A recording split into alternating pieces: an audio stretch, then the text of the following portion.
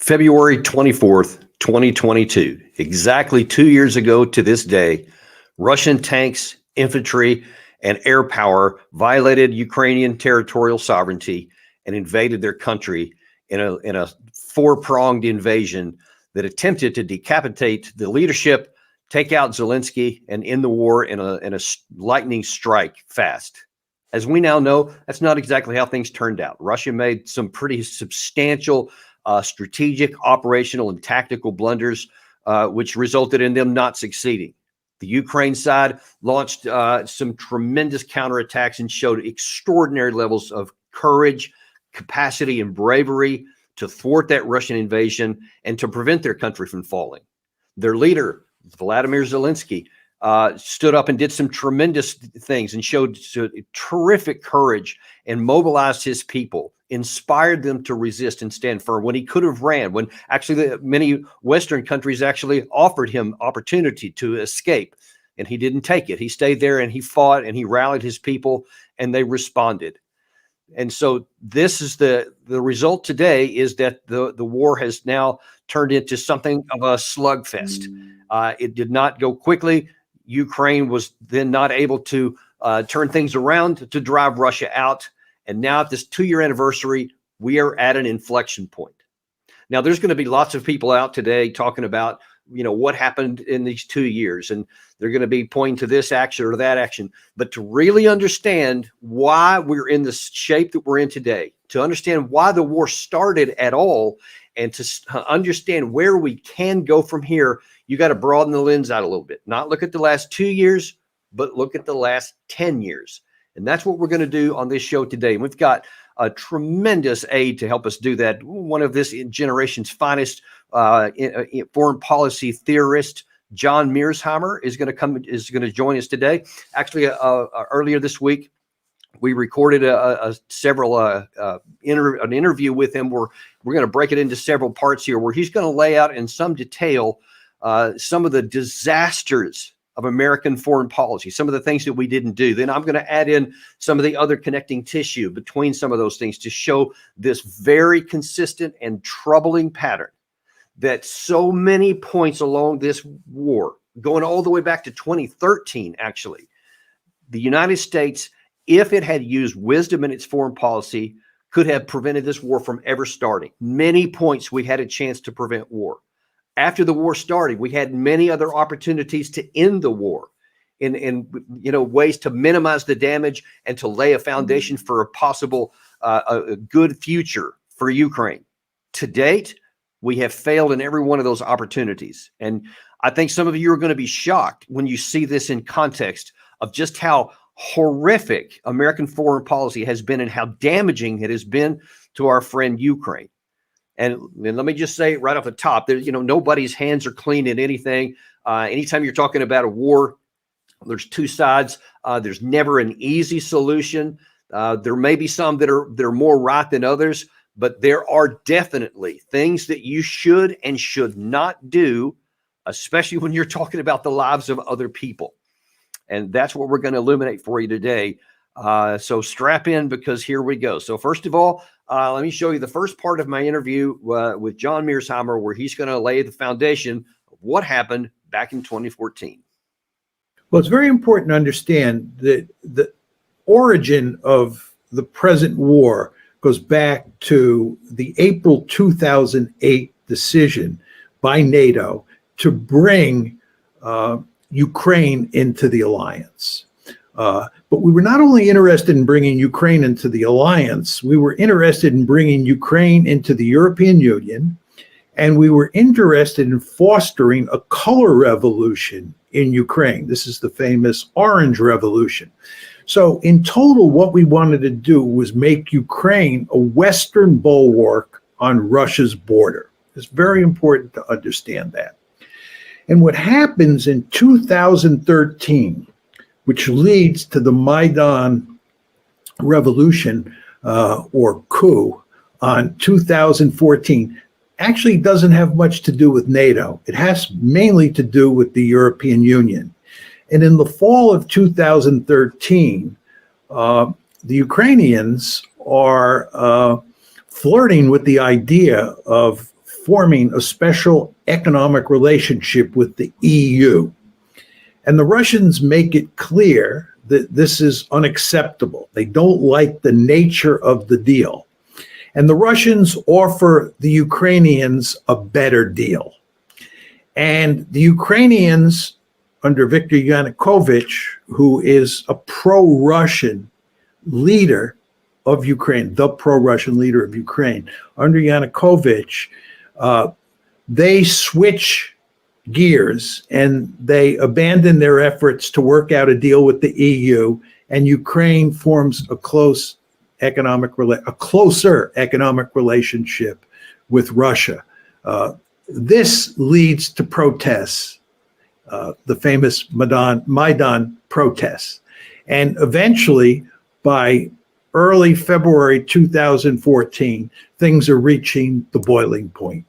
And on February 14th, 2014, you effectively have a coup in Kyiv. And Yanukovych is overthrown, and he leaves Ukraine, and he goes to Russia. Now, to get to the heart of the matter. Yes, hang on, let's pause at that point there, because ordinarily the United States always stands for the will of the people. And we want the legally elected government to be able to stay in power. But now that the legally elected government has been overthrown, and we're trying to help the other side, right? I think, Danny, your understanding of how the United States works is wrong. We interfere in the politics of countries all over the planet. We don't ordinarily stay out and respect the will of the people. That's not the way the United States. That's what we say with our mouth, but not what our hands doing off camera. Yes, no, we are deeply interested in fostering color revolutions around the world, to use the term that applies to both Ukraine and Georgia. And we were interested in fostering a color revolution in Ukraine. And what we wanted to do was get Yanukovych out and put in somebody who was pro-American, somebody who we could manipulate. And by the way, we're interested in doing the same thing at the time and now with regard to Russia. We'd like to, ease Putin out of office and effect a color revolution in Russia. This is just the way the United States operates. And Victoria Nuland was on the point of the spear, right? She was, over there, and she was involved, but she was part of a much larger project that was designed to, we use the words, foster democracy in Ukraine. And fostering democracy means putting in power someone who will dance to our tune. So for those of you who are just joining us, what we have here is an interview I conducted with John a few days ago, and we're putting it, several pieces of it out today on the 2-year anniversary of the beginning of this current war here. And we're going back to look over the last 10 years of this conflict, and what are the things that the U.S. did at various points to either facilitate it or where they failed to stop it when they had the power to do so. Now, you heard him just at the end of that last clip there talking about Victoria Nuland. Now, I'm going to get to that in just a second, because for those who may not know, she played a very instrumental role at the beginning during the Maidan coup to make sure that the legally elected government did not stay in, that we supported those who rose up against that organization. Now, John used the word there a minute ago. He felt that it was actually a coup because it unseated the legally elected government. Now, you may also hear other people use that same term, one of which is Vladimir Putin. We're going to get to that in just a second. But I want to understand one thing here, first of all. As I said a minute ago, anytime you have a war, there's all these different players, and they all have their different vantage points. And, some are good, some are bad, some are just neutral, some are just are. And it's neither good nor bad. It's just, this is the role they play. When you're talking about Russia, there is this tendency in the United States, especially, to say, if you say anything besides Putin is another Hitler or he's wicked and evil, then you must be on his side. That's nonsense. That's an immature way to look at it, and it's flat out wrong. If you want to have any chance of having a good outcome when you're going up against an autocrat or a powerful wartime figure, you better listen to him and understand how he thinks, understand what motivates him, so that you can, let's just be honest, if you want to manipulate him in order to get an outcome beneficial to our side. That should be and used to be a non-negotiable baseline of doing diplomacy. You talk to everybody, even those you didn't like to, because if you're not talking, then you have no chance of getting anything good on your side. That's the mentality that I think that we should have again, and definitely the one I do have. If the Russians see the Western nations doing this, putting all this money in killing their troops, I mean, at some point they're going to say it's stupid for us not to get ready for that outcome. And of course, then you have this mutually building fear of each other. And that's what leads to a lot of wars. And so we're going down a path right now that our foolish actions here could lead us into catastrophe. No, I think so. But I also think Mr. Putin is a rational man. He's never wanted any of this. He really wants to get back to some sort of state of normalcy with the West and do business. But as you say, he has to respond to what he sees develop. Right now, we have Americans moving in to create bases in northern Finland and Sweden. We've destroyed decades of trust and mutual confidence, replaced all of it with mutual suspicion, fear, and distrust. And Victoria Nuland, who was then the Assistant Secretary of State, was in Kiev and was actually, someone recorded secretly a phone call between her and the U.S. ambassador discussing ways to support the opposition against the elected president. Here's them discussing strategies to work with the three main opposition figures. I don't think Cleach should go into the government. I don't think it's necessary. I don't think it's a good idea. In terms of him not going into the government, just let him sort of stay out and do his political homework and stuff. I'm just thinking, in terms of sort of the process moving ahead, we want to keep the moderate Democrats together. The problem is going to be Tony Book and his guys. And, I'm sure that's part of what Yanukovych is calculating on all of this. I think Yats is the guy who's got the economic experience, the governing experience. He's the guy, what he needs is Cleach and Tony Book on the outside. He needs to be talking to them 4 times a week, I just think Cleach going in, he's going to be at that level working for Yatsenyuk. It's just not going to work. So Vladimir Putin now hears that our senior-most government officials are actively working behind the scenes to overthrow the government that he likes, the one that was legally adopted and elected, in favor of someone who's going to go against Russia. So he sees that we're taking active role against the people that are on his side. Then he sees out in the open Nuland boldly and brashly actually bragging or mocking anyone for interviewing or interdicting that phone call, doesn't deny anything, and then goes out and does this.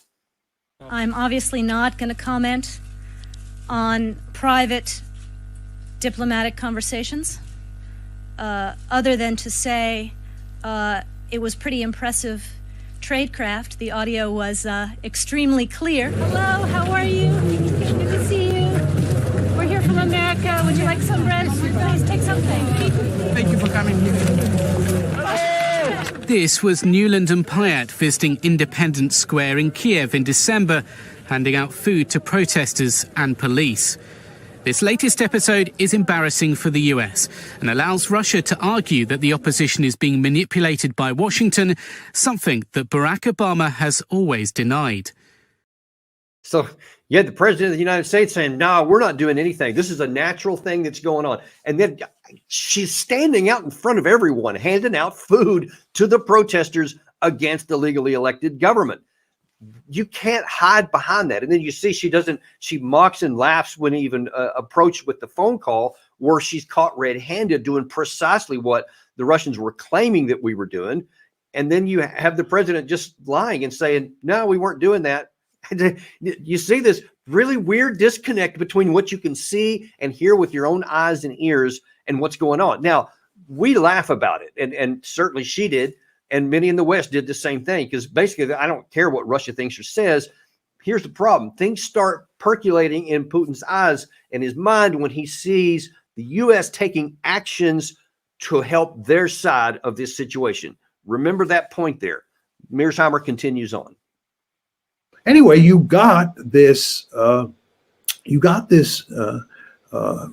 call it a revolution or a coup. I would call it a coup. You had this coup take place on February 22nd, 2nd, 2014. And that was the start of the real trouble, right? Because the Russians viewed this as a great threat. See, it's not NATO at this point. It's EU related. Very important to understand that. The war in 2022, the war that's now taking place, which starts February 24th, 2022, that is very much NATO related. What happens on the Maidan, right, that leads to the coup is mainly focused on Ukraine's relations with the EU. But you want to remember what I said to you, and it's very important to understand this. It's not just NATO expansion that the Russians fear. It's EU expansion, NATO expansion, and the color revolution. And furthermore, if you look at the EU and EU documents regarding EU expansion into Ukraine, very importantly, it has a military dimension to it. So at the time, the Russians said EU expansion into Ukraine is a stalking horse for NATO expansion, right? So anyway, the coup takes place on February 22nd, 2014. And the Russians subsequently, almost immediately thereafter, take Crimea. And then a civil war breaks out in the Donbass. And we're off to the races, right? That's where it all begins in terms of actual trouble, right? What happened on April 2008, right, just set up the framework for future trouble. But So this is probably a foolish question to even ask, given what you just got through telling me, but what should the United States have done when all of these protests had started up, different than what we ended up doing? well, the problem is that we were supporting the protests. The Russians clearly understood this. And we were clearly interested in turning Ukraine into a pro-Western bulwark on Russia's border. And we had to completely abandon that enterprise if we wanted to avoid the trouble that subsequently took place in Ukraine. And this is where the Ukrainians lose Crimea and a civil war breaks out in Donbass. And if we had wanted to avoid the war that is now taking place in Ukraine. In other words, it's American meddling in Ukraine, right? It was a bridge too far. The Russians were opposed to NATO expansion in 1999 when the first tranche took place and Poland, Hungary, and the Czech Republic came in. They couldn't do anything about it, but those countries were not so close to the Russians that they couldn't live with that expansion. The same thing was true in 2004. The Russians were willing to accept that second big tranche of NATO expansion. But 2008, April 2008, the Bucharest summit, that's a bridge too far, because we say at the time, is April 2008, that both Georgia and Ukraine will come into NATO. And you want to remember, Danny, that in the case of Georgia, you got a war in August 2014.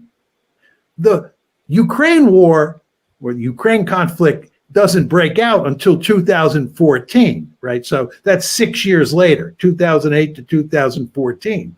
But the war in Georgia, which is directly related to what happened at Bucharest in April of 2008, right, is directly related to what happened in Georgia in August of 2008. Yeah, So just we months later. made a huge blunder at Bucharest. So Putin has been watching this since 2008. He's been warning every year that he is considers it a red line and an existential threat for NATO to come right up to his border, especially and specifically in Ukraine. In 2008, he takes limited military action against Georgia to make sure that one stays out, which was part of the 2008 NATO declaration. And now then he sees in the 2014 Maidan affair, he sees the U.S. directly taking action to have helped their side. Then, as John talks about, a civil war breaks out between the pro-Russian East and the pro-Western part of the country that wanted a different leadership in there. And violence explodes, and the Ukrainian military then starts taking action against the rebels. And then you have a lot of conflict along the line of contact there. That's when the so-called little green men from Russia do in fact enter into the fame because Putin now takes action, as you see here. Извините, вы можете сказать, из какой базы вы, из какой страны? Вы можете ответить на какой-нибудь вопрос? Yeah, they don't want to say anything. They're not wearing any insignia, but it's pretty clear that they're Russian. Yeah, there was no doubt about it. They truly were, even though Putin denied it left and right. It was plain as day that it was definitely the rebels didn't have tanks and artillery pieces, everything else. They only came from Russia. That's flat out. But it was transparently so. He was not going to allow the western part of that country or the eastern part of that country fall to the Ukrainian side because they were Russian speakers and they were linguistically Russian. They were culturally Russian. And he was mainly, even more than just protecting those people, he was tired of the West coming and joining, moving towards him, putting it at risk, his security as he sees it. And now then, it's not just the Russians, though, because the Eastern Ukrainians, and this is critical to understand here, especially when you hear terms like Zelensky wants to take all the territory back to the 1991 borders. That means that the people who rebelled against the Ukrainian leadership in Kiev and didn't want to be allied with the West are fighting tooth and nail. And you see that they have just as much passion against the Western Ukrainians as the Western Ukrainians do against them.